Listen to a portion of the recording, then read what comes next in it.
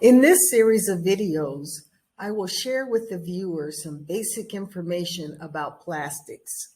We will start with learning common terms associated with the plastics industry, how it is manufactured, and how it is used.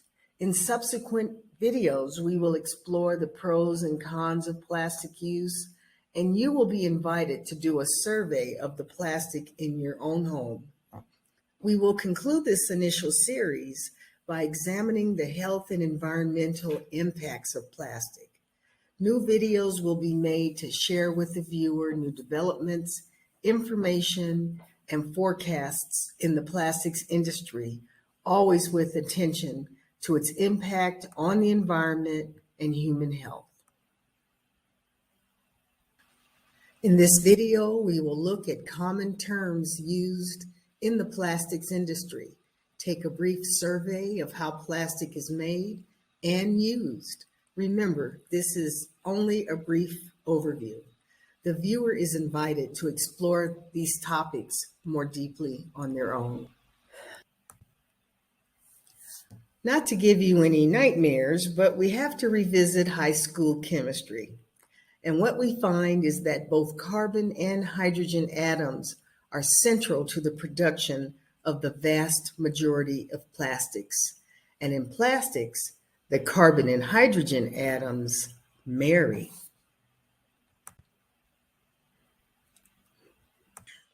An atom is the smallest unit of ordinary matter.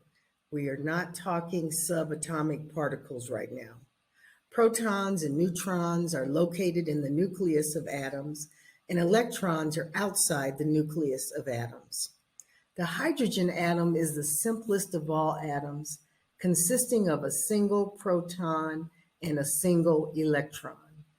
Carbon atoms align themselves in a honeycomb lattice, and remember, carbon and hydrogen atoms seem to love each other, hence that term we've all heard, hydrocarbons. But we have more terms to consider. From atoms, we move to molecules. A molecule is a group of two or more atoms. And from molecules, we move to monomers. A monomer is a molecule that can react with other molecules to form very large molecules, which are called polymers. I'll let you read these definitions on your own. Note that we added a new term, resin, that is key to understanding plastics.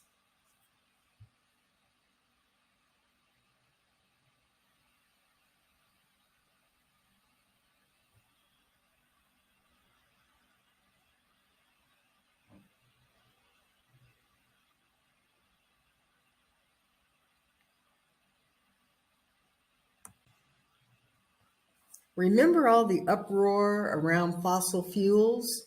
Well, they play a key role in the production of plastic. Take a look.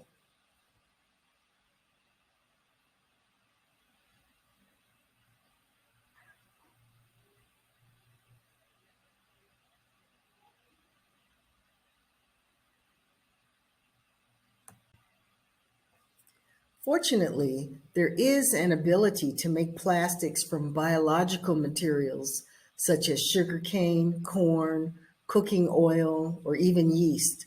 Sadly, while developing countries in Asia and Latin America are gearing up to produce more bioplastics, in Western countries such as the United States and the United Kingdom, the opposite appears to be happening.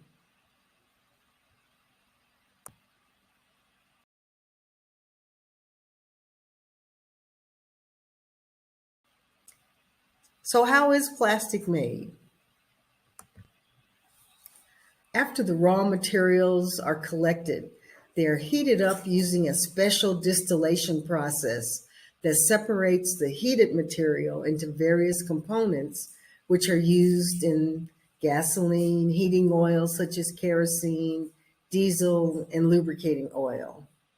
By the way, I know there is no I in kerosene. I just copied this figure. I'll let you read this.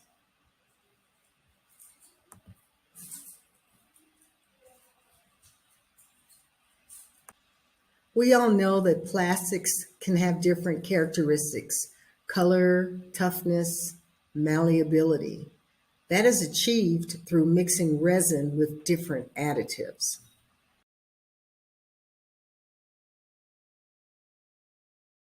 We've all seen these numbers on plastic products, yet contrary to popular opinion, this numbering system was not designed to indicate whether the object can be recycled or not.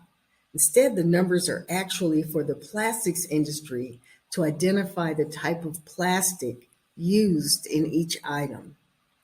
This is just a quick look at the codes and their associated plastic components. This last category includes bioplastics. The next and final portion of this video examines the types of items that are made in each code type. We'll take a closer look at the resin code system and the materials that are made in each category. Category 1 is comprised primarily of beverages, bottles, food containers, and household cleaning products contained in clear containers. We've all seen the letters HDPE on our plastic containers. HDPE stands for high density polyethylene. Here you'll find milk jugs, detergent and juice bottles, jerry cans, butter tubs, etc. These plastics are usually opaque. When you hear the letters PVC, you almost immediately think of plumbing pipes. PVC is also found in food wrap, cooking oil bottles, shower curtains, and inflatable mattresses.